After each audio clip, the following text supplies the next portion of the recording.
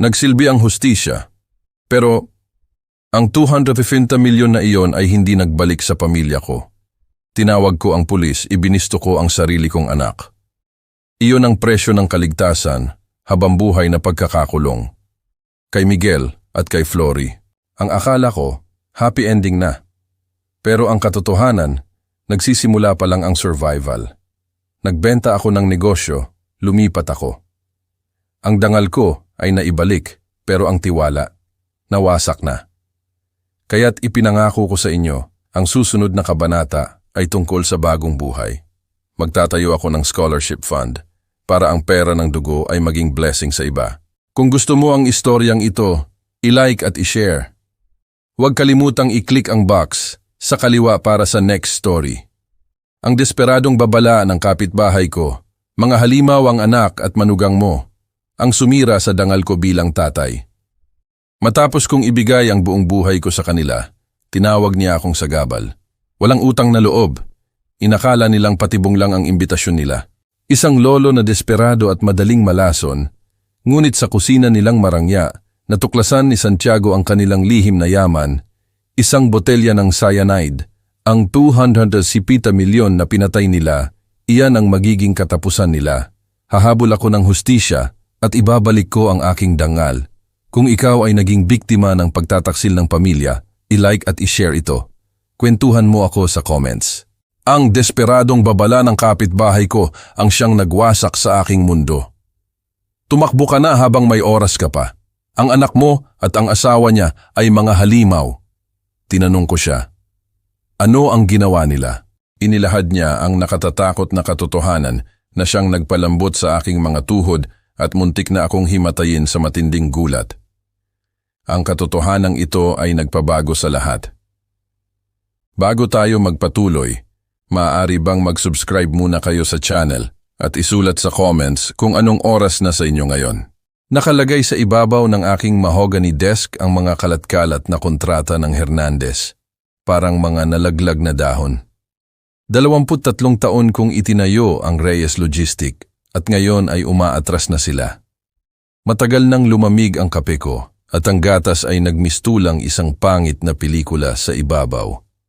Itinulak ko pataas ang aking salamin at tinitigan muli ang notisya ng kanselasyon. Umaasang magbabago ang mga numero. Mabisa kaagad ang nakasaad sa liham, 110 milyon na taunang kita, wala na. Sumandal ako sa aking leather chair, ramdam ang bawat butil ng aking 67 na taon sa aking mga balikat. Ang sikat ng araw sa labas ay sumisilip sa blinds ng aking opisina, nagpapamalas ng matatalim na linya sa mga financial report. Nanginginig ang aking panga habang kinakalkula ko ang pinsala. 3 empleyado ang kailangang tanggalin, baka 4 pa. Ang biglang pagtunog ng telepono ay pumutol sa katahimikan ng hapon na parang kutsilyo. Muntik ko na itong hinayaan na mapunta sa voicemail. Ang huling bagay na kailangan ko ay isa pang kliyente na tumatawag upang magbigay ng masamang balita, ngunit ang caller ID ay nagpatigil sa akin. Si Miguel, ang aking anak. 3 taon na ang nakalipas mula noong huli kaming nag-usap. 3 taon mula nang siya ay nagngangalit na lumabas sa mismong opisina na ito, sumisigaw tungkol sa aking kakulangan ng pananampalataya sa kanyang mga pangarap. Tinitigan ko ang telepono. Ang aking daliri ay nakahawak sa sagot. Hello, tatay. Ang boses niya ay mas malambot kaysa sa aking naaalala at tila hindi sigurado. Alam kong matagal na tayong hindi nag-uusap at alam kong kasalanan ko ito. Naghintay ako. Ang kontrata ng Hernandez ay tila hindi na mahalaga. Si Flory at ako, gusto ka naming imbitahan. Namimiss ka namin. Ang litrato ni Marta ay nakangiti sa akin mula sa sulok ng aking desk. Palagi niyang sinasabi na masyado akong matigas ang ulo, masyadong mahigpit sa bata. Kailan ang iniisip mo? Siguro ngayong Biyernes, maghahanda kami ng masarap na hapunan. Gusto kitang ipakita ang bahay at si Flory ay naging mahusay na magluto. Huminto siya. May utang akong tawad sa iyo, tatay, dahil sa kung paano nagtapos ang mga bagay sa pagitan natin. Nagbalik ang aming pag-aaway.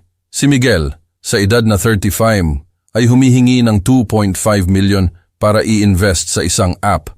na magpapabago raw sa transportasyon, ang mukha niya nang tumanggi ako nang sinabi ko sa kanya na maghanap ng totoong trabaho sa halip na habulin ang mga pantasya. Hindi mo ako kailanman pinaniwalaan, sigaw niya. Naniniwala ako sa sipag at tiyaga, hindi sa mga get-rich-quick na plano. Sumara ang pinto ng malakas kaya't nagkalansing ang mga bintana. Ang huling litrato ni Marta ay nahulog sa dingding noong araw na iyon. Namimiss din kita, anak. Ang mga salita ay lumabas na mas magaspang kaysa sa aking intensyon. Pupunta ako sa Biyernes ng umaga. Talaga? Iyan. Iyan ay napakaganda. Nakatira kami sa isang exclusive village ngayon. Ite-text ko sa iyo ang address. Exclusive village. Mukhang naging matagumpay ang bata. Marahil nagkamali ako sa kanya pagkatapos ng lahat. Marahil tama si Marta, gaya ng dati. Pagkatapos kong ibaba ang telepono, umupo ako sa katahimikan ng mahabang sandali. Ang kontrata ng Hernandez ay nakalatag pa rin sa harapan ko, ngunit tila mas maliit ito, hindi na nakasisira. Ang pamilya ay laging mas mahalaga kaysa negosyo. Naglakad ako papunta sa aking kwarto at inilabas ang aking magandang maleta. Ang set na ginamit namin ni Marta para sa aming mga anniversary trip. Mula sa aking jewelry box, pinili ko ang Rolex na iniingatan ko para sa isang espesyal na okasyon. Palagi itong hinahangaan ni Miguel. Para kay Flory, pinili ko ang mga hikaw na diamante na isinuot ni Marta sa aming kasal. Gusto niya na manatili ito sa pamilya. Aabutin ng mga 6 na oras ang biyahe kung aalis ako ng maaga. Maingat kong nilagay ang mga damit sa overnight bag. Ang aking mga kamay ay mas matatag kaysa sa buong linggo. Maaaring maghintay ang mga problema sa negosyo. Ang aking anak ay umaabot at sa pagkakataong ito, hindi ko hahayaan na ang aking pagmamataas ay humadlang. Binuhat ko ang aking mga bag papunta sa Cadillac, ang 1995 DeVille, na tapat na naglingkod sa akin sa loob ng mga dekada. Ang mga upuan na balat ay lumana ngunit komportable, parang isang matandang kaibigan. Habang inilalagay ko ang mga gamit sa trunk, pinintahan ng sikat ng araw ang kalangitan ng makinang na kulay kahel at pula. Bukas, makikita ko ulit si Miguel. Bukas, sisimulan namin ang pagbuo muli ng aming nawala. Inilagay ko ang huling bag sa trunk at tumingin sa abot tanaw kung saan naghihintay ang Maynila. Dumating ang Biyernes ng umaga ng may kalinawan. Iniatras ko ang Cadillac mula sa aming driveway ng 9:00 eksakto. Ang makina ay umuungol. Ang aming probinsya ay kumalat sa likod ko sa rear view mirror, isang patunay sa mga pangarap na itinayo sa mahihirap na lugar. Ang interstate ay nakaunat sa harapan na parang isang pangako. Ang biyahe patungo sa Maynila ay naging kasama ko sa 12 ng business trip sa paglipas ng mga taon. Ngunit iba ang pakiramdam ngayon. Ngayon ay nagdadala ito ng pag-asa sa halip na obligasyon. Inayos ko ang rearview mirror at nakita ang sarili kong mga mata, maliwanag sa pag-asa na hindi ko naramdaman sa loob ng maraming buwan. Umingay ang radyo habang sumasabay ako sa trapiko. Eagles ang pumuno sa cabin gamit ang Hotel California at nakita ko ang sarili ko na humuhuni kasabay. Nakikipaglaban ang air conditioning sa tumataas na init habang nagbibigay daan ang probinsya sa malawak na desert. Pagsapit ng 11:00, malalim na ako sa puso ng probinsya kung saan ang sibilisasyon ay nauwi sa mga gasolinahan at truck stop. Ang tanawin ay nakaunat ng walang katapusan sa kulay beige at brown na pinuputol ng mga puno. Ang bahaging ito ay palaging nagpapaalala sa akin kay Marta. Gusto niya ang mga biyaheng ito. Sabi niya, ang kawalan ng laman ay tumutulong sa kanya na mag-isip ng malinaw. Ang lahat ng espasyo na iyan ay nagbibigay ng silid sa iyong kaluluwa para huminga, sabi niya. Ang kanyang kamay ay nakapatong sa akin sa ibabaw ng gear shift. Isang alaala ang lumabas. Si Miguel noong 12, tumatalon sa likod ng parehong Cadillac habang nagbibiyahe kami patungong lake sa loob ng isang camping weekend. Si Marta ay nag-impake ng sapat na pagkain para sa isang hukbo, kumbinsido na magugutom kami sa ilang 30 minuto mula sa bayan. Tatay, kailan ako pwedeng mag-drive? Tanong ni Miguel, nakasandal sa pagitan ng aming mga upuan. Kapag kasing tangkad mo na para abutin ang pedals nang hindi nakaupo sa isang teleponong libro, tumawa ako. Hindi iyon patas. Ang tatay ni Tommy ay hinahayaan siyang magmaneho sa kanilang rancho. Ang tatay ni Tommy ay may mas maraming lupa at mas kaunting batas trapiko na dapat alalahanin. Sa lawa tinuruan ko siyang magtapon ng linya. Ang kanyang maliliit na kamay ay nakahawak sa rod ng may matinding determinasyon. Kumuha ng mga larawan si Marta sa amin na may hawak na isda na masyadong maliit para kainin. Ngunit nag-post kami na parang nahuli namin si Moby Dick. Pagkatapos, tumawa siya hanggang sa umiyak. Pinapanood kami na sinusubukan na magluto ng hapunan sa aming munting campfire. Hindi kayo makakapagsimula ng apoy kung ang inyong buhay ay nakasalalay dito. Hiningal siya sa pagtawa. Nag-aaral kami ng mahahalagang kasanayan sa kaligtasan. Protesta ko. Ngunit tumatawa din ako. Iyon ang mga ginintuang araw, bago ang pagre-rebelde ng teenager, bago ang mga argumento sa kolehiyo, bago ang mga labanan sa negosyo na naghiwalay sa amin. Kailan ba ito naging komplikado? Ang gas gauge ay patuloy na bumababa at huminto ako sa isang istasyon sa probinsya. Ang matandang cashier ay tumingin mula sa kanyang pahayagan habang pumasok ako. Ang pawis ay tumatama sa aking noo sa kabila ng air conditioning. Bumisita sa pamilya sa Maynila? Tanong niya habang nagre-ring up ng aking biniling gasolina. Ang aking anak? Matagal ko nang hindi nakikita. Ang kanyang mukha ay kumibot sa isang ngiti. Ang pamilya ay lahat. Ginagawa mo ang tamang bagay. Ang pagpapatunay ay parang malamig na tubig sa nasunog na balat. Naglakad ako pabalik sa Cadillac nang mas magaan ang mga hakbang. Ang border ng Maynila ay lumabas sa paligid ng 2:00 na minarkahan ng mga istasyon ng inspeksyon ng agrikultura at mga unang puno ng palma.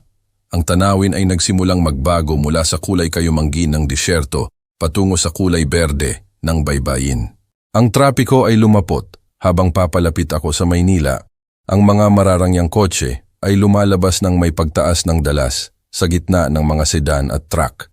Ang aking lumang Cadillac ay biglang naramdaman na marumi sa gitna ng mga makinang na BMW at Mercedes. Ang pera ng exclusive subdivision ay gumagalaw ng iba. Ang GPS sa aking telepono ay gumagabay sa akin sa mga mas mayayamang kapitbahayan. Ang mga maayos na damuhan ay pumalit sa desert landscaping. Ang mga swimming pool ay kumikinang sa likod ng matataas na pader. Ito ang mundo ni Miguel ngayon, malayo sa middle class na kapitbahayan kung saan siya natutong magbisikleta. Hinarang ko ba siya? Ang aking pagbibigay diin sa praktikal na trabaho kaysa sa malalaking pangarap ay nilimitahan ba ang kanyang mga posibilidad? Marahil ang tagumpay na ito ay nagpapatunay na ako ay nagkamali.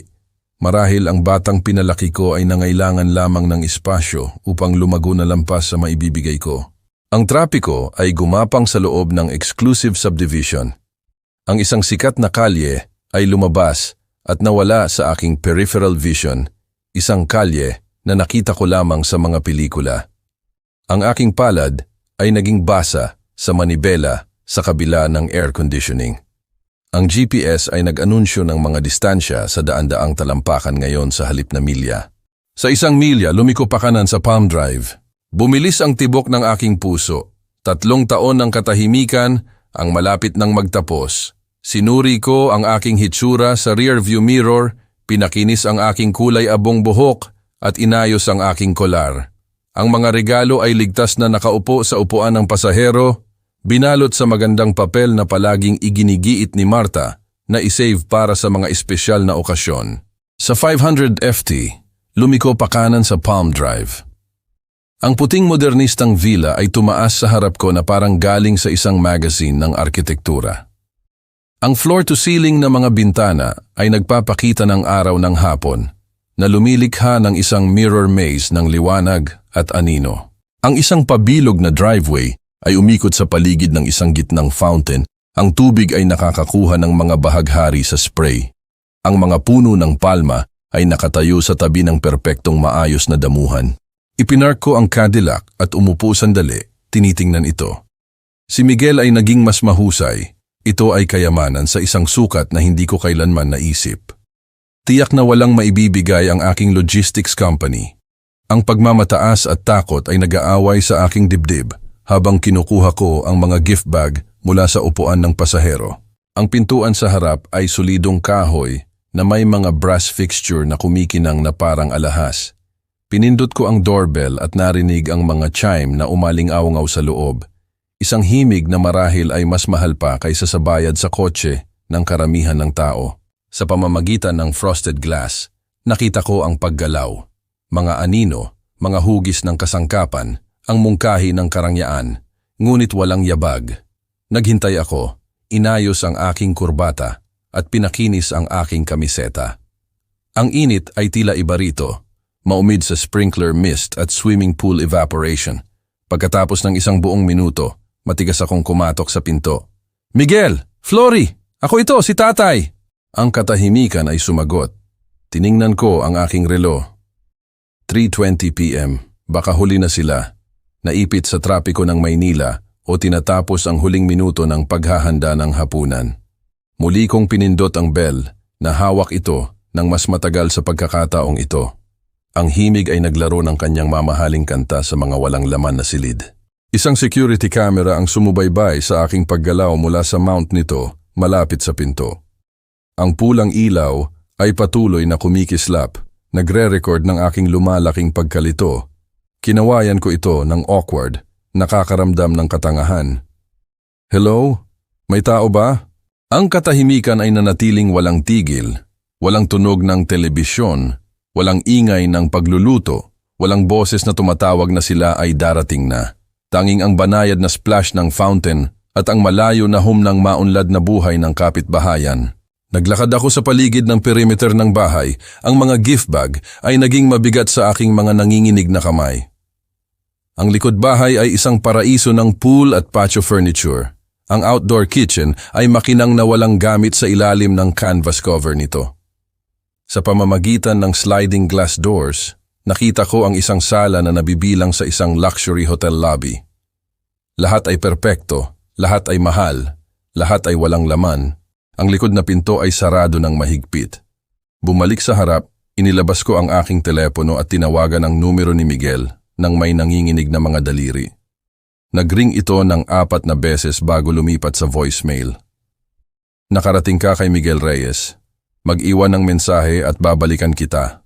"Miguel, ako ito, si tatay." Sinubukan kong panatilihin ang pag-aalala mula sa aking boses. "Nakarating ako sa bahay mo tulad ng pinlano namin. Nasaan ka? Tawagan mo ako pabalik." Sinubukan ko ang numero ni Flory kahit na bahagya ko siyang kilala. Nakipag-usap kami ng 3 beses sa mga tawag sa Pasko sa loob ng mga taon. "Hi, ito si Flory. Hindi ako makakasagot ng telepono ngayon, ngunit mag-iwan ng mensahe at tatawagan kita pabalik sa lalong madaling panahon." "Flory, ito si Santiago.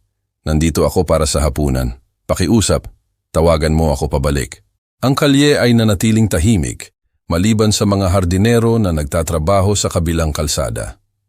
Ang kanilang mga leaf blower ay nagbigay ng tanging mga palatandaan ng buhay sa perpektong kapitbahayan na ito. Isang security patrol car ang dumaan ng mabagal. Ang driver ay nagbigay sa akin ng mahabang tingin na nagparamdam sa akin na parang isang tagalabas. Umupo ako sa harap na hagdan, inilalagay ang mga gift bag sa tabi ko. Ang semento ay mainit sa aking pantalon, ngunit ang lilim mula sa portiko ay nagbigay ng ilang lunas. Ito ay dapat na isang hindi pagkakaunawaan, mga pagkaantala sa trapiko, marahil isang emergency sa trabaho. Ang mga tao ay hindi nag-iimbita ng kanilang estranghero na ama para sa hapunan upang iwanan sila sa mga doorstep, hindi ba? Ang aking telepono ay nanatiling tahimik. Walang mga tawag pabalik, walang mga text message na nagpapaliwanag ng pagkaantala. Ang masayang splash ng fountain ay nagsimulang maging mapanukso. Dumating at umalis ang 4:00 mo. Ang araw ay lumipat, tinatanggal ang aking lilim at iniiwan ako na nakalantad sa mga hakbang na parang isang hindi gustong piraso ng kasangkapan. Ang pawis ay tumagos sa aking kamiseta sa kabila ng simoy ng Maynila. Ang aking mga sapatos na balat ay naramdaman na masikip at hindi komportable sa hindi pamilyar na semento. Ang iba pang mga bahay sa kalye ay nagpakita ng katulad na mga palatandaan ng mamahaling kawalan ng laman. Sarado na mga gate, malinis na driveway, ang kakaibang katahimikan ng kayamanan na naghihiwalay sa sarili mula sa mundo. Hindi ko kailanman naramdaman na mas wala ako sa lugar, na nakaupo sa mga hakbang na marahil ay mas mahal pa kaysa sa aking buwanang bayad sa utang. Marahil nagkamali ako. Marahil ang ibig sabihin ni Miguel ay sa susunod na Biyernes, hindi ngayong Biyernes. Marahil ang aking pagkasabik na makipagkasundo ay nagpahintulot sa akin na marinig ang gusto kong marinig sa halip na ang talagang sinabi niya. Ngunit hindi, partikular siyang nabanggit ngayong Biyernes at si Flory ay tila nasasabik tungkol sa mga plano sa hapunan. Ang aking puso ay nagsimulang lumubog patungo sa pamilyar na teritoryo, ang parehong pagkabigo na naramdaman ko nang hindi dumalo si Miguel sa aking ika-eksenta kaarawan, ang parehong guwang na sakit mula nang nilaktawan niya ang serbisyo ng libing ni Marta. Ang mga pattern ay inuulit ang kanilang sarili sa kabila ng pag-asang mga pangako. Tumayo ako ng dahan-dahan, ang aking mga tuhod ay nagpoprotesta pagkatapos ng mahabang pag-upo. Ang mga gift bag ay naramdaman na mas mabigat ngayon, puno ng tanga na optimismo. Marahil oras na upang tanggapin na ang ilang mga tulay ay hindi na maaaring itayo muli, na ang 3 taon ng katahimikan ay lumikha ng isang agwat na masyadong malawak para tawirin ng mga tawag sa telepono. Ang Cadillac ay naghintay ng matiyaga sa driveway, tapat gaya ng dati. Maaari akong umuwi ngayong gabi, makabalik sa probinsya bago hating gabi kung pipilitin ko, bumalik sa sarili kong mga problema, sarili kong mundo, kung saan naiintindihan ko ang mga patakaran at inaasahan. Inaabot ko ang aking mga susi ng kotse nang marinig ko ang mga yabag na nagmamadali papunta sa akin. Sandali! Huwag kang pumasok dyan! Ang boses ay nagmula sa likod ng isang perpektong maayos na hedge. Umikot ako, muntik na ibagsak ang mga gift bag habang lumabas ang isang payat na lalaki na may dalang electric hedge trimmer. Ang kanyang kulay abong buhok ay gusot, ang makapal na salamin ay dumulas sa kanyang pawis na ilong. Pakiusap? Pinanatili ko ang aking sarili laban sa mainit na metal ng Cadillac. Sa tingin ko nalilito ka. Ito ang bahay ng aking anak. Tumingin siya ng kinakabahan patungo sa bahay ni Miguel pagkatapos ay bumalik sa akin. Sir, kailangan mong umalis ngayon. Mapanganib ang mga taong iyan. Ang lalaki ay tila nasa kanyang early 50s, nakasuot ng grass-stained polo shirt at maruming gardening gloves. Ang kanyang kinakabahan na enerhiya ay nagpapalamig sa aking balat, ngunit hindi kasing dami ng kanyang mga salita. Ito ang bahay ng aking anak, sabi ko ng matigas. Sa tingin ko nagkamali ka. Namutla ang kanyang mukha. Ang iyong anak? Nako, hindi. Ikaw ang tatay na binanggit nila. Ang yelo ay tumakbo sa aking gulugod sa kabila ng init ng Maynila. Ano ang pinag-uusapan mo? Sino ang bumanggit sa akin?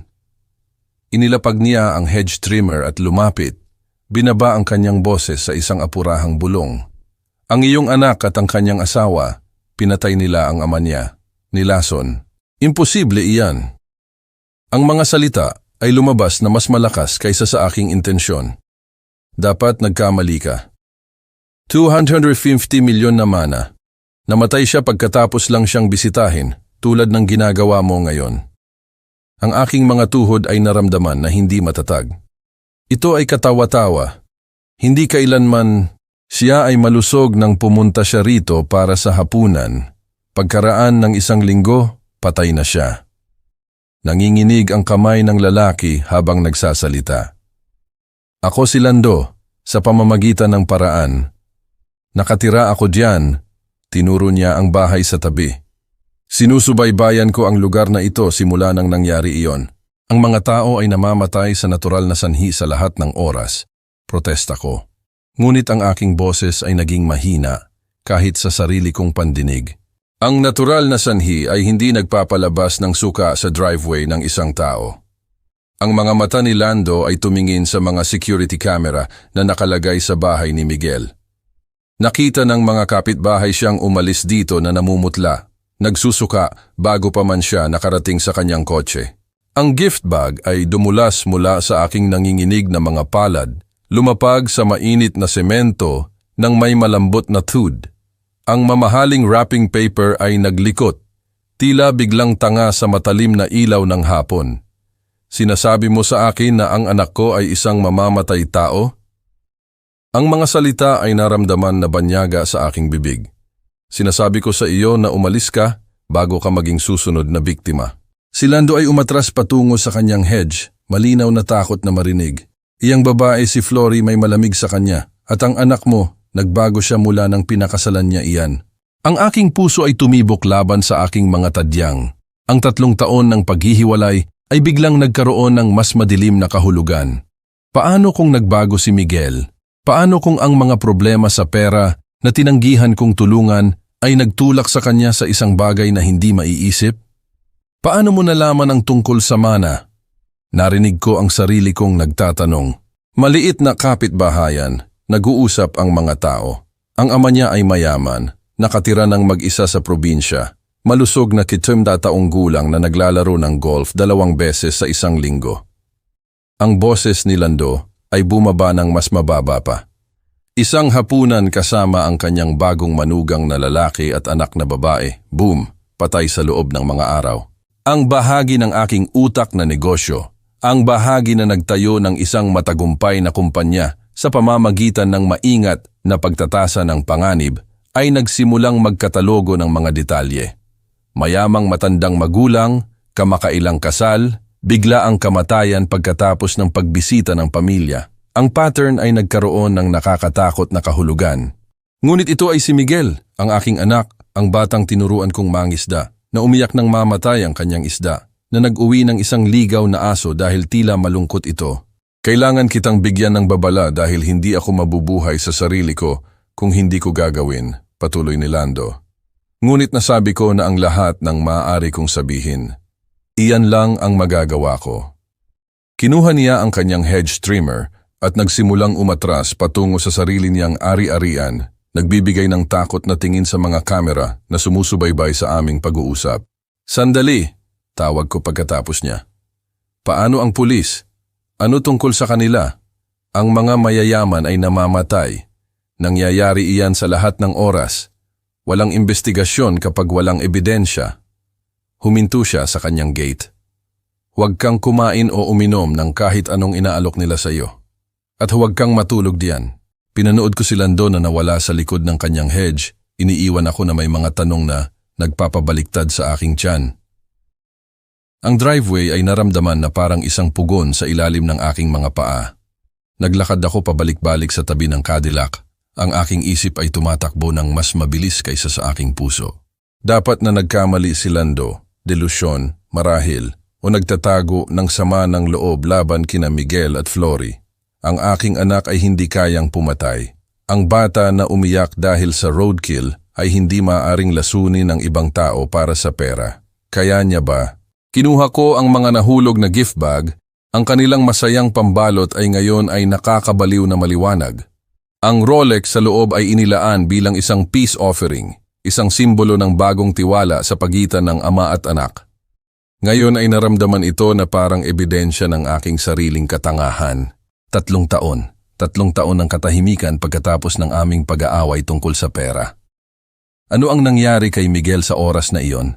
Sino siya? Ang alaala ng aming huling argumento ay bumagsak sa akin ng may bagong kabuluhan. Ang kanyang desperasyon nang humingi siya ng 2.5 milyon. Kailangan ko ang investment na ito, tatay. Nakasalalay dito ang aking kinabukasan. Ang ligaw na tingin sa kanyang mga mata nang tumanggi ako. Pagsisisihan mo ang hindi paniniwala sa akin. Noong panahong iyon, itinuring ko itong tantrum ng isang sirang matanda na hindi natutunan ang halaga ng pagsisikap. Ngayon ang mga salitang iyon ay nagdala ng ibang bigat. Isang banta marahil sa halip na isang hula. Inilabas ko ang aking telepono at sinubukan muli ang numero ni Miguel diretso sa voicemail. Ang mailbox ay puno na ngayon. Ang telepono ni Flory ay nagring ng walang katapusan bago nag-click sa parehong masayang recording na narinig ko 1 oras na ang nakalipas. Nasaan sila? Kung ang imbitasyon sa hapunan na ito ay totoo, bakit hindi nila sinasagot ang kanilang mga telepono? Bakit nila ako iniwan na nakaupo rito ng higit sa 2 oras? Ang bahay ay nakalabas sa harap ko, ang puting modernistang fasad nito, hindi nakahanga-hanga, ngunit nagpapataw, parang kuta. Ang mga security camera ay tila sumusubaybay sa aking bawat paggalaw. Ang mga pulang ilaw ay kumikislap na parang mechanical na mga mata. Ilang taon na ba ang nai-record ng mga kamera na yon sa kanilang huling oras? Ang boses ni Marta ay umalingaw-ngaw sa aking alaala. Masyado kang mahigpit sa bata, Santiago. Si Miguel ay may ambisyon mo, ngunit hindi ang iyong pasensya. Mag-ingat na huwag mo siyang itulak ng masyadong malayo. Itinulak ko ba siya patungo dito? Ang aking matinding pagpuna at pagtanggi na suportahan ang kanyang mga pangarap ay lumikha ba ng desperasyon na humantong sa pagpatay. Ngunit iyon ay nakakabaliw. Ang mga tao ay hindi pumapatay para sa pera, lalo na hindi ang kanilang sariling mga miyembro ng pamilya. Maliban na lang kung ginagawa nila. Ang balita ay puno ng gayong mga kwento. Mga pagtatalo sa mana, mga patakaran sa siguro, mga matatandang magulang na natagpo ang patay sa ilalim ng mahiwagang kalagayan. Inilagay ko ang mga gift bag sa hood ng Cadillac at sumandal laban sa mainit na metal. Ang araw ng hapon ay walang awa na tumama, ngunit bahagya ko itong naramdaman. Ang aking mga iniisip ay masyadong malakas, masyadong magulo. Kung nagsasabi ng totoo si Lando, kung gayon sina Miguel at Flory ay inanyayahan ako rito upang patayin ako. Ang mapagmahal na boses ng anak sa telepono, ang usapan tungkol sa pagmimiss sa akin at pagnanais na makipagkasundo. Lahat ay kasinungalingan, isang pagganap na idinisenyo upang akitin ako sa loob ng striking distance. Ngunit kung si Lando ay nagsisinungaling o nagkakamali, kung gayon ako ay nakatayo rito na parang isang baliw, sinisira ang aking tanging pagkakataon sa muling pagbuo ng relasyon sa aking anak. 250 milyon. Iyan ang sinabi ni Lando na minana ni Flory mula sa kanyang ama. Sapat na pera upang bilhin ang bahay na ito, pondohan ang lifestyle ni Miguel, mawala ang lahat ng kanyang mga problema sa pananalapi. Sapat na pera upang patayin. Ang aking telepono ay nag-buzz. Isang text message. Tumalon ang aking puso hanggang sa makita ko na ito ay mula sa aking kasosyo sa negosyo sa probinsya na nagtatanong tungkol sa Henderson account. Ang labas ng mundo, ang aking normal na buhay, ay tila imposibleng malayo ngayon. Sinuri ko ang oras, halos 5:30 p.m. Ang araw ay nagsisimula na sa paglubog. Pinipinta ang mga mansion ng exclusive village sa ginintuang liwanag, maganda at nakamamatay. Tulad ng lahat ng iba pa sa kapitbahayan na ito, ang makina ng kotse ay umuungol sa malayo, lumalaki ng mas malakas. Bumilis ang aking pulso. May darating sa kalye at sa isang kapitbahayan na eksklusibo, maaari lamang itong maging residente o kanilang mga bisita. Ang tunog ng makina ay naging mas malinaw. Mamahalin, makinis, hindi ang ingay ng aking matandang Cadillac, ngunit ang purr ng makina ng Aleman. Mayroon akong marahil 30 segundo upang magpasya. Sumakay sa aking kotse at umalis. Pinatunayan na hindi ko pinagkakatiwalaan ang sarili kong anak. Umanatili at ngumiti at yakapin si Miguel pagdating niya. Posibleng pinirmahan ang sarili kong death warrant sa proseso. Isang pilak na BMW ang lumiko sa driveway. At kailangan kong magpasya kong ngumiti at yakapin ang aking anak o tumakbo para sa aking buhay. Ang makina ng BMW ay bumulong sa likod ng aking maalikabok na Cadillac. Ang tinted na mga bintana ay nagtago sa mga nakasakay sa loob ng isang sandali na umunat na parang walang hanggan. Pilit kong inayos ang aking mukha sa kung ano ang inaasahan kong kahawig ng isang nakahinga ng ngiti, kahit na ang aking puso ay tumibok laban sa aking mga tadyang. Ang pinto ng driver ay bumukas muna. Si Miguel ay lumabas sa mga damit na hindi ko kailanman nakita na kaya niyang bilhin. Tailored slacks, silk shirt, sapatos na balat, na marahil ay mas mahal pa kaysa sa aking buwanang bayad sa kotse. Siya ay mukhang mayaman, malusog, hindi tulad ng naghihirap na lalaki na tumawag sa akin 30 taon na ang nakalipas, nagmamakaawa para sa pera. Tatay! Ang kanyang boses ay nagdala ng tunay na init habang siya ay naglalakad patungo sa akin ng may bukas na mga braso. Patawarin mo kami at napaghintay ka namin. Napakabigat ng trapiko pa uwi galing sa downtown. Murder. Ang salita ay tumama sa akin na parang sampal. Masamang pagpili ng mga salita o kinakalkula na kalupitan. Mayroon kaming ilang legal business na dapat tapusin, patuloy niya. Hinihila ako sa isang yakap na naramdaman na pamilyar at banyagan ang sabay. Nakakainis na mga bagay, ngunit alam mo kung paano ang mga abogado. Legal business, mga testamento, marahil pagpaplano ng estate. Gantihan ko ang kanyang yakap habang ang aking isip ay nagkakatalogo ng bawat detalye para sa pagtatasa sa hinaharap. Ang pinto ng pasahero ay bumukas at si Flory ay lumabas na parang isang modelo na nagpo-pose para sa isang magazine. Perpektong styled na buhok, designer dress na yumakap sa kanyang figura, handbag na mas mahal pa kaysa sa buwan ng renta ng ilang tao. Siya ay gumalaw ng may practiced grace ng isang taong sanay na pinapanood at hinahangaan. Santiago! Lumapit siya ng may nakaunat na mga braso. Ang kanyang ngiti ay sapat na maliwanag upang bigyan ng kapangyarihan ang kapitbahayan. Mas handsome ka pa sa mga litrato mo. Ipinakita sa akin ni Miguel ang napakaraming larawan mula noong lumalaki siya. Hinawakan niya ang aking braso habang nagsasalita. Isang kilos na tila magiliw isang oras na ang nakalipas. Ngayon ay nagpalamig ito sa aking balat. Sinuri ko ang kanyang mukha para sa mga palatandaan ng pagkakasala, para sa mga bitak sa pagganap, ngunit natagpuan lamang ang sigasig at init. Sana nagdala ka ng gana, patuloy niya. Naghanda ako ng hapunan buong hapon. Ang mga paborito mo. Sinabi sa akin ni Miguel ang lahat tungkol sa iyong pag-ibig sa pot roast at sa dinner rolls ni Marta. Paano niya nalaman ang tungkol sa dinner rolls ni Marta? Siguro nagbahagi si Miguel ng mas maraming alaala ng pamilya kaysa sa aking napagtanto. Ang pagiging malapit ng kaalamang iyon ay naramdaman na parang isang paglabag. Hindi masyadong mahirap ang biyahe, hindi ba? Tanong ni Miguel, tinitingnan ang aking lumang hitsura ng paglalakbay na may tila tunay na pag-aalala. Ang 6 na oras ay isang mahabang paglalakbay, lalo na sa init na ito. Hindi masyadong masama. Nagawa ko. Ang aking boses ay tila kakaiba sa sarili kong pandinig. Ang Cadillac ay humahawak ng mahusay. Siya ay isang classic, sabi ni Miguel. Hinahaplos ang faded paint ng kotse nang may tila pagpapahalaga. Naalala mo noong tinuruan mo akong magmaneho sa matandang babaeng ito? Natatakot ako na magasgasan ko siya. Ang alaala ay totoo, mainit at walang sala. Nabibilang ito sa ibang buhay, bago ang mga hinala at akusasyon at ang nakatatakot na posibilidad na ang aking anak ay naging isang estranghero na may kakayahang pumatay. Kinuha ko ang mga gift bag mula sa hood ng kotse. Ang aking mga kamay ay nanginginig ng bahagya. Nagdala ako ng isang bagay sa inyong dalawa, maliit na mga tanda lamang. Tatay, hindi mo kailangang gawin iyon. Ang mga mata ni Miguel ay lumiwanag sa kung ano ang tila tunay na kasiyahan.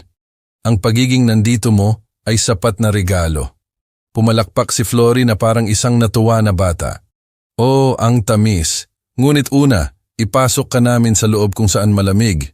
Mukha kang sobrang init. At may iced tea akong naghihintay. Iced tea? Ang aking lalamunan ay tuyo mula sa init at stress, ngunit ang babala ni Lando ay umalingaw-ngaw sa aking isip. Huwag kang kumain o uminom ng kahit anong inaalok nila sa iyo. Nagflank sila sa akin habang naglalakad kami patungo sa pintuan sa harap. Si Miguel ay may dalang isa sa aking mga bag, sa kabila ng aking mga protesta. Si Flory ay nagtsachismis tungkol sa kapitbahayan at kanilang mga renovation.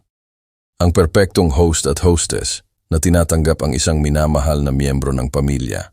Ang pintuan sa harap ay bumukas ng may isang electronic beep, keypad entry. Napansin ko ang mamahaling security system, ang uri na maaaring magpanatili sa mga tao sa labas o magpanatili sa kanila sa loob. Ang interior ay kumuha ng aking hininga. Ang mga marble floor ay makinang sa ilalim ng crystal chandelier. Ang designer furniture ay inayos ng may museum precision, ang sining sa mga dingding na mukhang orihinal at mahal. Ang bawat ibabaw ay nagsalita ng pera, seryosong pera, ang uri na nagbabago ng buhay sa magdamag. Gumawa kami ng ilang pag-update simula nang lumipat kami, sabi ni Miguel nang may halatang pagmamataas. Binibigyan ako ng tour na parang isang real estate agent. Ang kusina ay ganap na gutted at itinayo muli. Si Flory ay may napaka-espesyal na ideya tungkol sa mga espasyo sa pagluluto. Espesyal na ideya tungkol sa mga espasyo sa pagluluto o mga espesyal na pangangailangan para sa paghahanda ng pagkain na nangangailangan ng privacy at control. Ito ay maganda, sabi ko ng matapat. Pareho kayong naging matagumpay. Kami ay naging masuwerteng may ilang investment, sagot ni Miguel. Ngunit may isang bagay sa kanyang tono na nagpapahiwatig na ang pag-uusap ay sarado. Halika, ipakita ko sa iyo ang sala. Ang tanawin ng kanyon ay hindi ka panipaniwala. Inakay nila ako ng mas malalim sa kanilang palasyo. Ang kanilang mga boses ay masayahin at nakakaengganyo. Ang kanilang mga paggalaw ay kaswal at tiwala. Kung ito ay isang pagkilos, ito ay walang kamali-mali na ginanap. Kung ito ay totoo, kung gayon si Lando ay isang baliw na kapitbahay na may masyadong maraming oras at masyadong maliit na kahulugan. Ngunit habang sinundan ko sila patungo sa kusina, ang mamahaling bahay ay naramdaman na mas kaunti tulad ng isang tahanan at mas katulad ng isang magandang trap. At hindi ko maalis ang pakiramdam na ako ay naglalakad patungo sa kusina kung saan si Marta ay dating humuhuni habang nagluluto ng aming hapunan ng pamilya. Naglakad ako patungo sa kusina, uhaw at kahina-hinala, habang si Flory ay humuhuni ng tahimik sa ibabaw ng kalan, ang parehong himig na ginamit ni Marta upang kumanta habang nagluluto ng aming hapunan ng pamilya. Ang himig ni Marta ay sumunod sa akin sa makinang na kusina na parang isang multo mula sa mas masayang panahon. Si Flory ay nakatayo sa professional grade na kalan, ang kanyang likod ay nakabaling, naghahalo ng isang bagay na amoy bawang at herbs. Ang himig na haming niya ay pumilipit sa aking puso. Ang paboritong kanta ng aking patay na asawa ay ngayon ay nagmumula sa lalamunan ng aking potensyal na mamamatay tao. Kukuha lang ako ng tubig, inihayag ko. Binubuksan ang tila halata na cabinet para sa mga baso. Ang crystal stemware ay nakakakuha ng ilaw. Mamahaling piraso na nabibilang sa isang museo sa halip na isang kusina. Ang lahat dito ay sumisigaw ng pera. Ang uri ng biglaang kayamanan na nagtataas ng mga katanungan. Ang mga baso ay nasa itaas na cabinet, Santiago, tawag ni Flory nang hindi lumilingon. Natagpuan ko na, salamat. Inabot ng aking kamay ang isang simpleng baso ng tubig, ngunit ang pinto ng cabinet ay umikot ng mas malawak kaysa sa inilaan. Sa likod ng mga cleaning supplies, isang maliit na brown na bote ang nakakuha ng aking mata. Ang aking mga business instinct, hinasa ng mga dekada ng pagtatasa ng panganib, ay agad itong minarkahan bilang mali. Ang sabon sa pinggan at window cleaner ay hindi nangangailangan ng mga pharmaceutical container. Tiningnan ko si Flory, abala pa rin sa kalan, humuhuni ng kanta ni Marta na parang isang pangungutya sa mga alaala ng pamilya. Ang bote ay naramdaman na malamig sa aking palad. Ang label ay nakaharap sa akin ng malinaw na parang nais ng tadhana na basahin ko ang bawat salita. Potassium cyanide, hawakan ng may matinding pag-iingat. Ang mga simbolo ng babala ay sumasakop sa kalahati ng espasyo. Isang skull and crossbones ang ngumiti sa akin na parang business card ng kamatayan. Tumigil ang oras. Tama si Lando. Sinusubukan talaga nila akong patayin. Ang aking mga kamay ay nanginginig. Muntik na ibagsak ang ebidensya. Ang bawat thriller movie na nakita ko, ang bawat balita tungkol sa pagpatay ng pamilya ay biglang naging totoo at personal. Hindi ito katang-isip o malayong trahedya. Ito ang aking anak na nagpaplano na lasunin ang sarili niyang ama. Magkano ang kailangan? Ilang patak? Isang kutsarita? Ang label ay nagbabala ng matinding panganib na nangangahulugang kahit maliit na halaga ay maaaring nakamamatay. Ang isip ng aking negosyante ay nagkalkula habang ang puso ng aking ama ay nabasag sa mga piraso. Ang mga tunog ng pagluluto ay nagpatuloy sa likod ko. Si Flory, nagpuputol, naghahalo, ganap na walang kamalayan na natagpuan ko ang kanyang sandata ng pagpatay. Marahil ay inakala niya ang sarili niya na matalino. Tinatago ito sa likod ng mga pang-araw-araw na bagay kung saan walang maghahanap. Ngunit tumingin ako at ngayon alam ko na. Pinilit ko ang aking nanginginig na mga kamay na palitan ang bote ng eksakto kung saan ko ito natagpuan, inilalagay ito sa likod ng parehong mga cleaning products.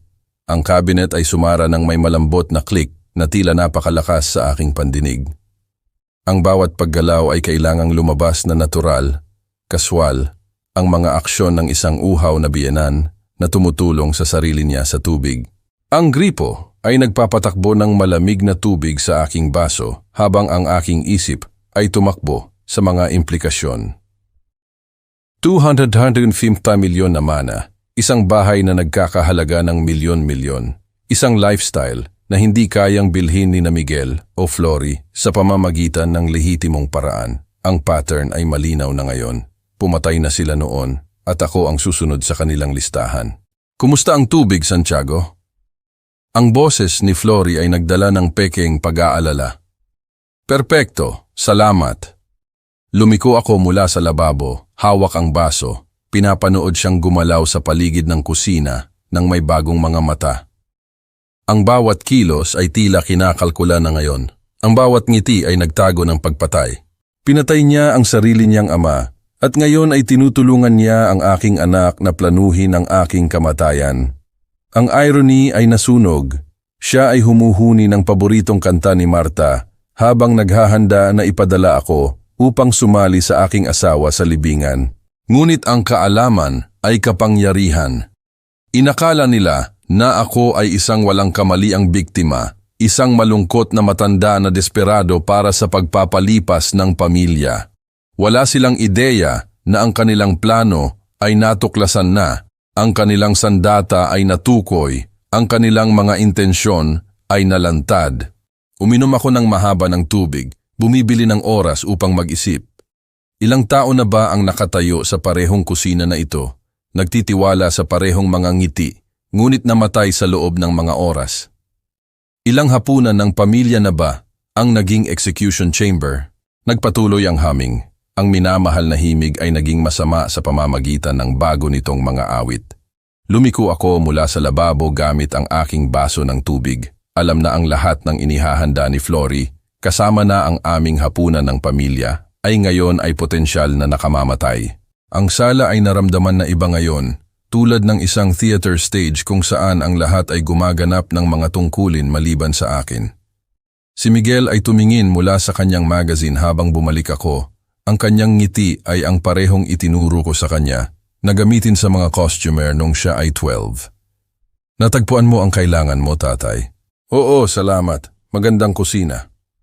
Ang mga salita ay lumabas na mas matatag kaysa sa aking naramdaman. Pareho kayong lumikha ng isang bagay na espesyal dito. Pinili ko ang leather armchair na may malinaw na sightline sa pintuan ng kusina. Hindi tinanong ni Miguel ang aking pagpoposisyon, masyadong nakatuon sa pagganap ng perpektong host. Mula rito, maaari kong obserbahan ang mga paggalaw ni Flory habang nagpapanatili ng pag-uusap. Sabihin mo sa akin ang tungkol sa real estate market dito sa Maynila, sabi ko. Kailangan ang atensyon ni Miguel na inilayo mula sa aking pagsubaybay. Mukhang naging matagumpay kayo. Kami ay naging masuwerteng may ilang investment, sagot ni Miguel. Ang parehong malabo na paliwanag mula kanina. Ang susi ay ang pag-alam kung kailan kukuha ng mga panganib. Sa pamamagitan ng pintuan, si Flory ay gumagalaw sa pagitan ng counter at kalan ng may practiced efficiency. Maraming bote ng alak ang nakabukas sa Marble Island. Mamahaling pula na sana ay humanga sa akin 1 oras na ang nakalipas. Ngayon ay mukha silang mga props sa isang detalyadong eksena ng pagpatay. Santiago, mas gusto mo ba ang pula o puti? Tawag niya mula sa kusina. Kahit anong inirerekomenda mo, sagot ko. Pinapanood siyang pumili ng isang bote ng Cabernet na marahil ay mas mahal pa kaysa sa ginugol ng karamihan ng tao sa mga groceries. Si Miguel ay nagsimula sa isang talakayan ng mga rehiyon ng alak sa California habang nagpapanatili ako ng naangkop na mga tugon, ngunit ang aking atensyon ay nanatiling nakakulong sa kusina kung saan si Flory ay nagbuhos ng 3 baso ng malalim na pulang alak. Naglagay siya ng 2 baso sa tabi malapit sa bintana, ang pangatlo ay nanatili sa tabi ng kalan. Ang aking puso ay tumibok laban sa aking mga tadyang habang tumingin siya patungo sa sala, sinuri ang aming mga posisyon. Si Miguel ay malalim sa kanyang wine expertise monologue. kumakaway gamit ang kanyang mga kamay, ganap na walang kamalayan na ang kanyang asawa ay naghahanda na gumawa ng pagpatay. Inabot ni Flory ang mas mababang cabinet, ang parehong isa kung saan natagpuan ko ang bote ng lason. Ang oras ay lumalabas habang kinukuha niya ang maliit na brown na lalagyan. Ang kanyang mga paggalaw ay mabilis, ngunit maingat, bihasa. Hindi ito ang kanyang unang pagkakataon. Ginawa niya ito noon, marahil sa parehong kusina na ito, marahil sa sarili niyang ama. Ang malinaw na likido ay tumulo sa baso ng alak na pinakamalapit sa kalan. Isang patak, 2, 3. Ang isang banayad na swirl ay naghalo ng lason sa Cabernet na lumilikha ng tila isang inosenteng baso ng mamahaling alak. Ang bote ay nawala pabalik sa kanyang pinagtataguan sa gitna ng mga cleaning supplies. Ang mga producer ng Napa Valley ay talagang nauunawaan ng terroir, sabi ni Miguel. Ang kanyang boses ay tila nagmumula sa ilalim ng tubig. Iyan ang naghihiwalay sa mabuting alak mula sa mahusay na alak. Mahusay na alak na hinaluan ng nakamamatay na lason, naisip ko. Pinapanood si Flory na ayusin ang mga baso sa isang eleganteng serving tray. Ang baso na may lason ay humawak sa kanyang posisyon. Kabisado ko kung alin ang doktored niya. Siya ay humuhuni ulit. Ang kanta ni Marta, ang parehong himig na ginamit ng aking asawa upang kumanta habang nagluluto ng hapunan ng linggo para sa aming maliit na pamilya. Ngayon ay sinamahan nito ang paghahanda para sa aking pagbitay. Mga Ginoo, ihain na ang hapunan. Ang boses ni Flory ay nagdala ng theatrical warmth habang lumabas siya mula sa kusina na may dalang tray ng alak. Tumalon si Miguel ng may sigasig. Sa wakas, gutom na ako. Bumangon ako ng mas mabagal, nagkakatalogo ng mga posisyon ng lahat ng mahalaga. Ang lason na baso ay nakaupo sa kanang bahagi ng tray, pinakamalapit sa kung saan hinawakan ni Flory ang mga hawakan. Alam niya eksakto kung alin ang magiging akin. Masyadong matagal na ito, sabi ni Miguel. Ang kanyang braso ay nakapalibot sa aking mga balikat habang naglalakad kami patungo sa dining room. Dapat magkasama ang pamilya. Pamilya. Ang salita ay naging mapait ngayon. Ang aking anak ay umaakay sa akin sa hapunan na parang isang tupa sa katayan. Ang kanyang boses ay puno ng init habang ang kanyang asawa ay nagdala ng likidong kamatayan sa crystal stemware. Ang dining room table ay makinang sa ilalim ng chandelier light, nakatakda sa China na nabibilang sa mga palasyo. 3 place setting ang naghintay sa amin, perpekto sa kanilang simetriya, maganda at nakamamatay tulad ng lahat ng iba pa sa bahay na ito.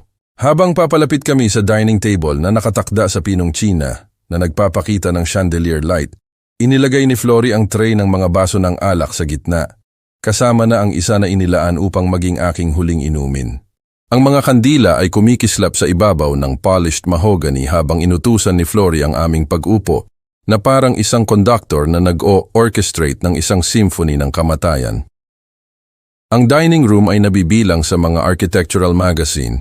Ang crystal chandelier ay nagpapalabas ng mga bahaghari sa pamamagitan ng mga baso ng alak.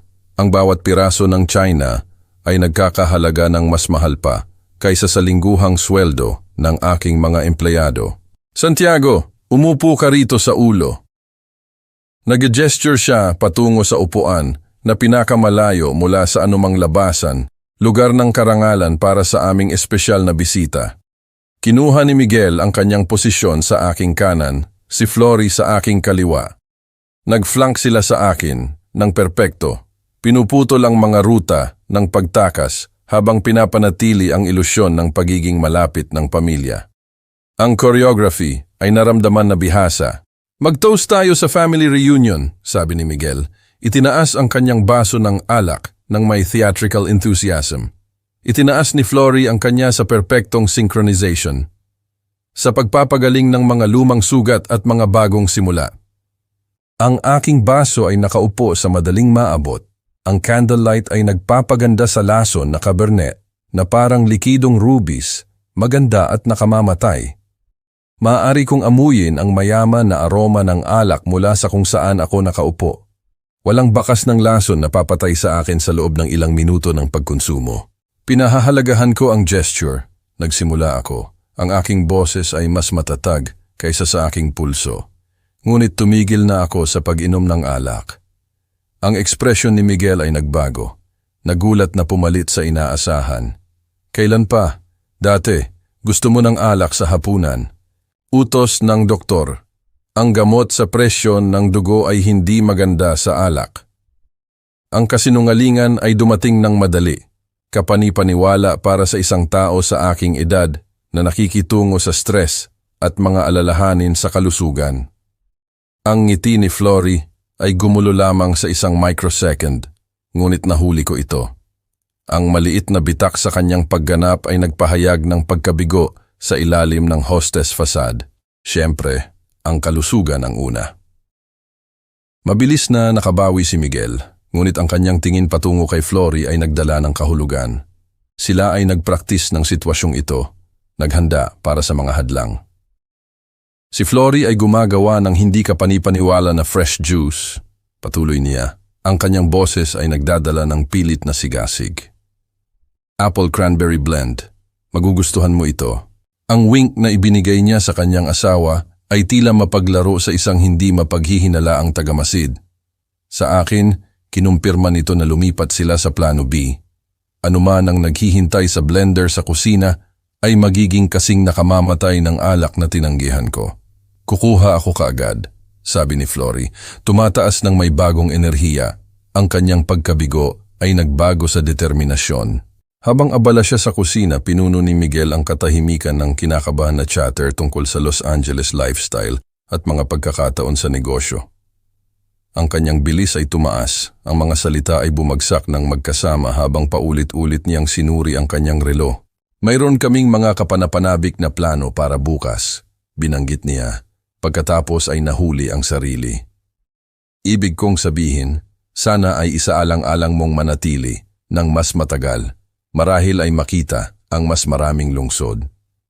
Mga plano na nag-akala na hindi ako makakaligtas sa gabi. Ang tunog ng blender mula sa kusina ay tumatakbo ng mas matagal kaysa sa kinakailangan para sa simpleng paghahanda ng juice. Nakipag-usap ako kay Miguel tungkol sa mga house renovation habang nakikinig sa bawat tunog. Ang ref ay bumubukas ng maraming beses, ang mga baso ay nagkakalansing, ang likido ay bumubuhos. Ang proseso ng paghahanda ay tila hindi kinakailangang komplikado. Ito ang aming signature blend, inihayag ni Flory. Bumalik na may eleganting baso na pitzel na puno ng dark red juice. Ang mga ice cube ay lumulutang sa tabi ng orange at cranberry garnish. Profesional na presentasyon na nagtatago ng pagpatay. Santiago, kailangan mong subukan ito. Nagbuhos siya ng isang mapagbigay na baso. Ang kanyang mga paggalaw ay tumpak at bihasa. Pareho silang nanood ng aking reaksyon nang may intensity na tila mapang-api. Sinubaybayan ng kanilang mga mata ang aking bawat kilos, naghihintay sa akin na itaas ang baso sa aking mga labi. Mukhang masarap, sabi ko ng maingat. Ngunit busog na ako mula sa tubig, siguro sa dessert. Ayokong sirain ang aking gana para sa magandang pagkain na ito. Ang paggigiit ni Miguel ay dumating kaagad. Halika na tatay, tikman lang. Pinaghirapan iyan ni Flory. Ang presyon ay tumaas sa bawat pagtanggi. Ang kanilang desperasyon ay nagsimulang lumabas sa mga bitak sa kanilang pagganap. Ang boses ni Miguel ay tumaas ng mas mataas. Ang mga kamay ni Flory ay tense habang siya ay nakahawak malapit sa aking upuan. Pakiusap Santiago, ang tono ni Flory ay nagdala ng mga pleading undertone. Tikman lang para sa akin. Ang kanyang pagpoposisyon ay naramdaman na predatory. Handa na tumugon kung patuloy akong lumalaban sa kanilang mabuting pakikitungo. Nag-invest sila ng masyadong marami sa gabing ito upang hayaan akong umalis nang hindi kumakain ng kanilang lason. Itinulak ko pabalik mula sa mesa nang may tila nasisiyahan na kasiyahan sa halip na strategic retreat. Pakiusap, kailangan kong gamitin ang restroom bago kami magpatuloy sa magandang gabi na ito. Habang tumayo ako, nakita ko sina Miguel at Flory na nagpalitan ng isang tingin na nagkumpirma kung ano ang alam ko na. Wala silang intensyon na hayaan akong umalis sa bahay na ito ng buhay. Ang hallway ay umunat sa harap ko na parang isang lifeline. Ang mga litrato ng pamilya ay nakahanay sa mga dingding. Graduation ni Miguel, mga litrato ng kasal, bakasyon sa Europa. mga imahe ng kaligayahan na itinayo sa pera ng dugo. Ngayon ang bawat hakbang patungo sa banyo ay naramdaman na sinukat, kinakalkula. Masyadong mabilis ay magpapahiwatig ng takot. Masyadong mabagal ay maaaring subukan ang kanilang pasensya. Kailangan ko lang mag-ayos bago ang dessert, tawag ko pabalik. Ang aking boses ay nagdadala ng tamang tala ng kagandahang asal ng matatanda. Ang pinto ng banyo ay sumara sa likod ko ng may malambot na click. Pinaikot ko ang kandado. Ang tunog ay hindi natural na malakas sa maliit na espasyo. Sa unang pagkakataon sa loob ng ilang oras, nag-iisa ako sa aking kaalaman at aking takot. Ang aking telepono ay lumabas mula sa aking bulsa nang may nanginginig na mga kamay. Buong signal strength, salamat sa Diyos. Nagdial ako ng 911 na may volume na nakabukas sa pinakamababang setting. Pinipindot ang aparato malapit sa aking tainga. 911, ano ang iyong emergency? Ang pangalan ko ay Santiago Reyes, bulong ko. Ang aking anak at manugang ay sinusubukan akong lasunin. Sir, maaari ka bang magsalita ng mas malakas? Nasa agarang panganib ka ba? Oo, ngunit kailangan kong bumulong. Nagtatago ako sa kanilang banyo. Nilason nila ang aking mga inumin 2 beses ngayong gabi ng potassium cyanide. Ang tono ng dispatcher ay agad na tumalim. Ano ang iyong lokasyon? Ibinigay ko ang address, ang aking boses ay bahagya na naririnig sa ibabaw ng tunog ng sarili kong tibok ng puso. Sa pamamagitan ng pinto, naririnig ko sina Miguel at Flory na nag-uusap sa normal na tono. Marahil ay tinatalakay ang aking bathroom break at ang kanilang susunod na paggalaw. Natagpuan ko ang bote ng lason sa kanilang kusina, patuloy ko. Pinanood ko siyang ilagay ito sa aking alak at juice. Pinatay nila ang ama niya sa parehong paraan noong nakaraang taon para sa pera ng mana. Sir, manatili sa linya. Ang mga opisyal ay ipinapadala. May mga sandata ba sa bahay? Hindi ko alam ang tungkol sa mga baril. Ngunit sapat na ang lason. Iniisip nila na ginagamit ko lang ang facilities. Ilang tao ang nasa bahay kasama ka? 2. Ang aking anak si Miguel at ang kanyang asawa si Flory. Naghihintay sila sa akin na bumalik upang subukan ulit. Ang profesional na kalmado ng dispatcher ay nagpatatag sa aking mga nerbiyos. Ang mga opisyal ay darating sa humigit kumulang 20 minuto. Maaari ka bang manatiling ligtas ng matagal? 20 minuto, isang walang hanggan kapag nagpe-perform ka para sa iyong buhay. Kailangan kong bumalik at kumilos ng normal o maghihinala sila ng isang bagay. Ang mga lason na inumin ay nasa dining table pa rin. Ang bote ng cyanide ay nasa ilalim ng kitchen sink sa likod ng mga cleaning supplies. Huwag hawakan ang anumang iba pa. Hayaan ang mga opisyal na kolektahin ang ebidensya. Panatilihin ang iyong telepono na madaling gamitin. Ngunit hindi halata. Nag-flush ako ng toilet at nagpatakbo ng tubig sa lababo na lumilikha ng tunay na tunog ng banyo. Sa salamin, ang aking refleksyon ay tila mas matanda kaysa sa aking 27 taon, ngunit ang aking mga mata ay may hawak na determinasyon na hindi ko naramdaman mula nang mamatay si Martha. Paano kung subukan nila akong pilitin na uminom ng isang bagay? Tumanggi sa lahat. Gumawa ng anumang dahilan. Darating ang tulong, Ginoong Reyes. Naiintindihan ko. Babalik na ako ngayon. Ang koneksyon ay natapos. Ipinasok ko ang telepono sa aking bulsa, huminga ng malalim, at naghanda na gumanap sa papel ng aking buhay. Ang walang kamaliang ama, nagpapasalamat para sa pagpapalipas ng pamilya. Walang kamalayan na ang dessert ay ang aking huling pagkain. Ang boses ni Miguel ay dinala sa pamamagitan ng pinto.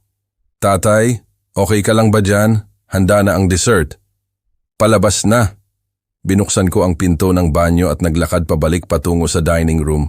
Alam na sa loob ng mas mababa sa 20 minuto, ang bahay ng mga kasinungalingan na ito ay mapupuno ng mga opisyal ng pulisya at ang buhay ng aking anak ay matatapos ng walang hanggan.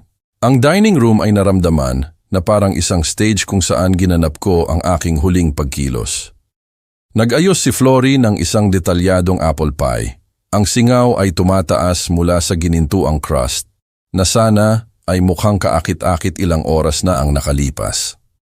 Ngayon ay kumakatawan ito sa isa pang potensyal na sandata ng pagpatay. Santiago, ginawa ko ito lalo na para sa iyo, inihayag niya. Ang kutsilyo ay nakahanda sa ibabaw ng dessert. Ang paborito mo, sinabi sa akin ni Miguel. Mukhang napakaganda. Nagawa ko, sinuri ang aking relo ng discreetly. 15 minuto pa, ngunit busog na ako mula sa masarap na hapunan na iyon. Hayaan mo akong mag-digest muna. Ang sigasig ni Miguel ay tila pilit. Halika na, tatay. Kaunting piraso lang. Pinaghirapan niyan ni Flory buong hapon. Tumanggi ako ng may bihasa na kadalian. Sabihin mo muna sa akin ang tungkol sa inyong kapitbahayan.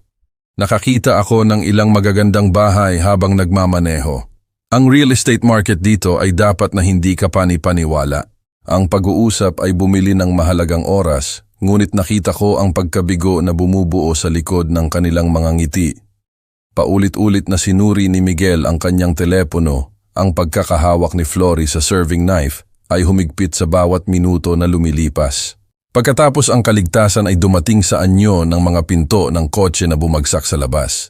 Si Miguel ay sumimangot patungo sa harap na bintana.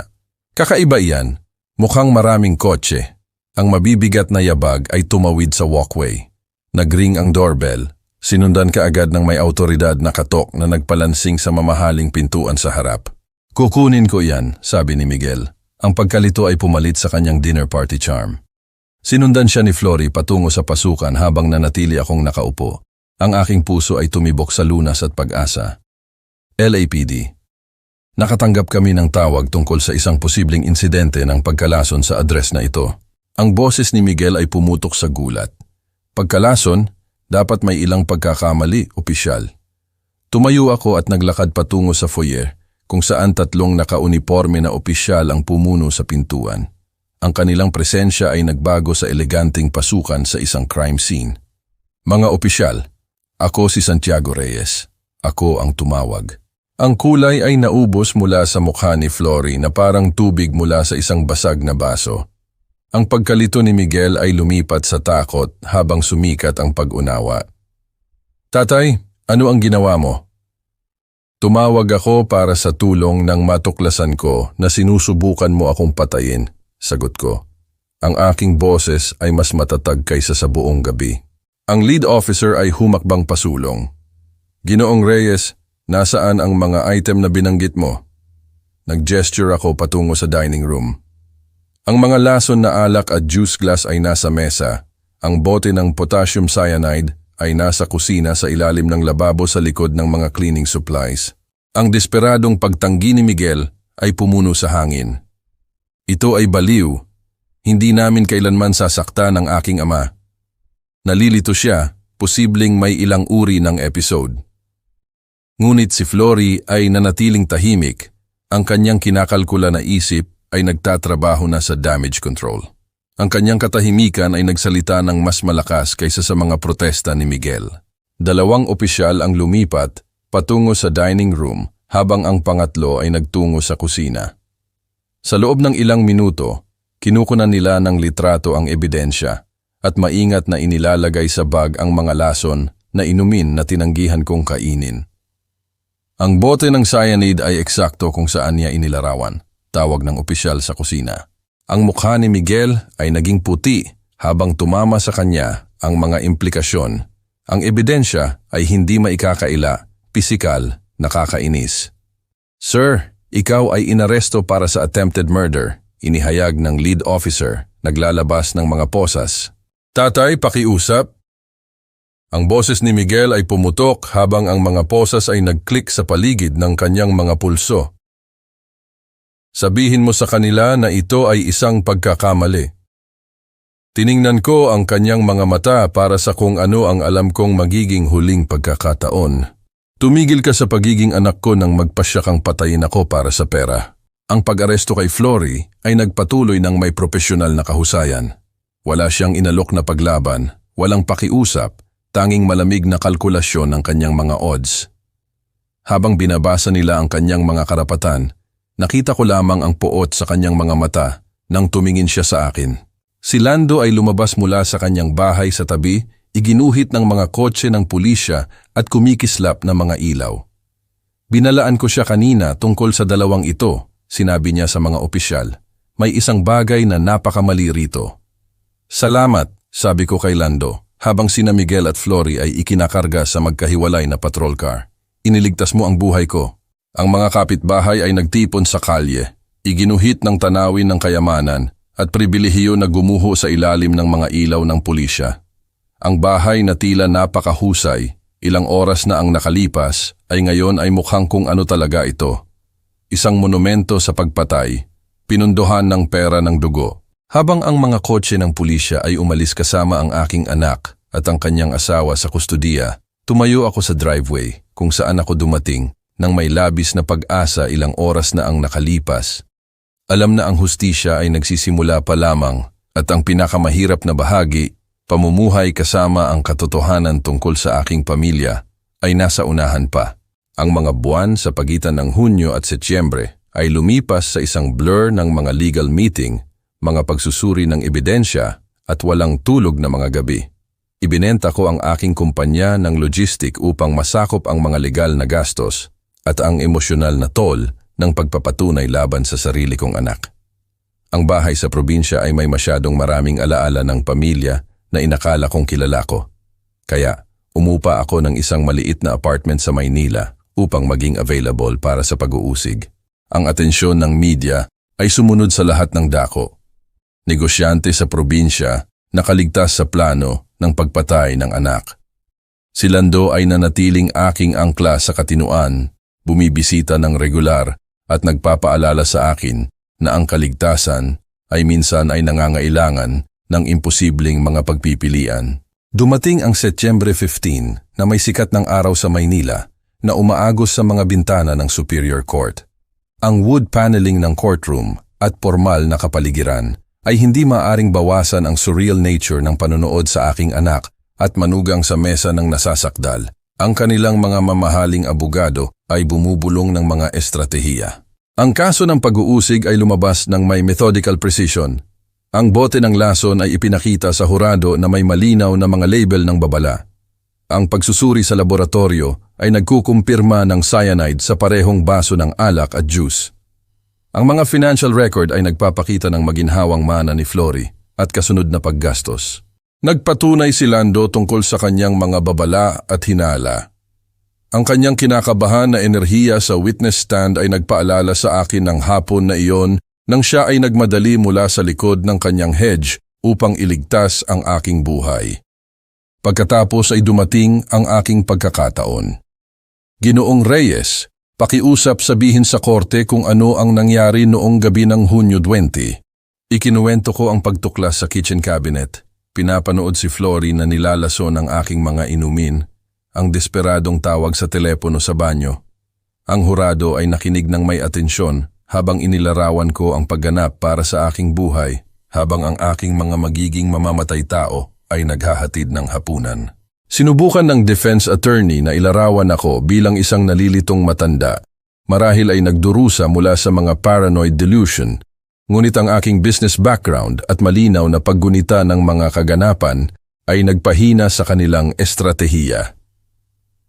Ginoong Reyes, tanong ng taga-usig, sigurado ka ba sa kung ano ang nasaksihan mo? Nakita ko siyang nagdagdag ng lason sa aking inumin gamit ang sarili kong mga mata. Inanyayahan ako ng aking anak sa hapunan upang patayin ako para sa aking pera. Ang mga salita ay nakabitin sa hangin ng courtroom na parang isang akusasyon ng lahat ng dapat kinakatawan ng pamilya. Ang expert testimony ay sumunod sa lethality ng cyanide at tamang storage protocol. Ang financial forensics ay nagpahayag ng timeline ng pera ng mana. Ang pinakanakakainis, binuksan muli ng mga investigador ang kaso ng pagkamatay ng ama ni Flory na natagpuan ang mga kahina-hinalang pagkakatulad.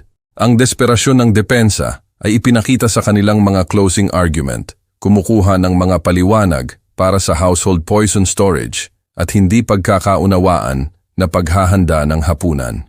Ngunit ang ebidensya ay napakalaki, hindi maikakaila, nakamamatay. 6 na oras ng paglibot ng hurado sa loob ng 2 araw ay tila walang hanggan. Nang bumalik sila, ang taimtim na ekspresyon ng foreman ay nagsabi ng kwento bago siya magsalita. Nakita namin ang mga nasasakdal na nagkasala sa lahat ng mga kaso. Ang lunas at heartbreak ay nagbanggaan sa aking dibdib. Nagsilbi ang hustisya, ngunit ang halaga ay lahat ng pinaniwalaan ko tungkol sa pamilya. Ang paghatol ng hukom ay mabilis at panghuli. Si Miguel ay nakatanggap ng habambuhay na pagkakulong ng walang parol para sa attempted murder at conspiracy. Si Flory ay nakakuha ng habambuhay para sa pagpatay sa kanyang ama at ang pagtatangka sa akin. Ang 250 milyong mana ay inutusan na ibalik sa estate ng kanyang ama. Habang inakay nila si Miguel palayo na nakaposas, gumawa siya ng isang huling desperadong apela. Tatay, hindi ko kailanman inilaan na umabot ito ng ganito kalayo. Tumigil ka sa pagiging anak ko nang pinili mo ang pera kaysa sa pag-ibig. Sagot ko. Ang mga salita ay pumuputol sa mga taon ng maling pag-asa at sinadya na pagkabulag. Pinanatili ni Flory ang kanyang malamig na katahimikan hanggang sa huli. Nagpapakita ng walang pagsisisi. Walang pagkilala sa mga buhay na sinira ng kanyang kasakiman. Naglakad ako pababa sa mga hakbang ng courthouse sa sikat ng araw, nakakaramdam ng sabay-sabay na walang laman at malaya. Ang biyahe pabalik sa probinsya ay kumakatawan sa higit pa sa heograpikal na paglipat. Ito ay isang paglalakbay patungo sa kung ano ang nanatili sa aking buhay. Ang tanawin ng desert ay mukhang iba ngayon, mas malinis, na parang ang katotohanan ay sinunog ang mga ilusyon na parang hamog sa umaga. Tinulungan ako ni Lando na mag-empake, nangangako na bibisita kapag nakabalik na ako sa bahay. Ginamit ko ang bahagi ng nabawi na pera ng mana upang magtatag ng isang scholarship fund para sa mga mag-aaral na nag-aaral ng business ethics. Sana ay naaprubahan ni Marta ang paggawa ng pera ng dugo sa isang bagay na nakabubuo. Nakaupo sa aking sala sa probinsya ilang buwan na ang lumipas, napapalibutan ng mga litrato na ngayon ay nagsasabi ng ibang kwento. Naintindihan ko na ang kaligtasan ay hindi lamang tungkol sa pag-iwas sa kamatayan. Ito ay tungkol sa muling pagbuo ng buhay pagkatapos mamatay ang tiwala. Nagsilbi ang hustisya, ngunit ang halaga ay lahat ng inakala kong alam ko tungkol sa pamilya. Natutunan ko na minsan ang pinakamalaking pagtataksil ay nagmumula sa mga pinakamamahal natin. At ang pinakamalaking lakas ay nagmumula sa pag-survive nito. Kung nagustuhan mo ang kwentong ito, pakiusap i-like ang video na ito, mag-subscribe sa channel, at ibahagi ang iyong mga impression sa kwentong ito sa mga komento. Upang makinig sa susunod na kwento, mag-click sa kahon sa kaliwa. Salamat sa panonood, nagsilbi ang hustisya pero ang 250 milyon na iyon ay hindi nagbalik sa pamilya ko. Tinawag ko ang pulis, ibinisto ko ang sarili kong anak. Iyon ang presyo ng kaligtasan, habambuhay na pagkakakulong. Kay Miguel at kay Flory, ang akala ko happy ending na. Pero ang katotohanan, nagsisimula pa lang ang survival. Nagbenta ako ng negosyo, lumipat ako. Ang dangal ko ay naibalik pero ang tiwala, nawasak na. Kaya't ipinangako ko sa inyo, ang susunod na kabanata ay tungkol sa bagong buhay. Magtatayo ako ng scholarship fund para ang pera ng dugo ay maging blessing sa iba. Kung gusto mo ang istoryang ito, i-like at i-share. Huwag kalimutang i-click ang box sa kaliwa para sa next story.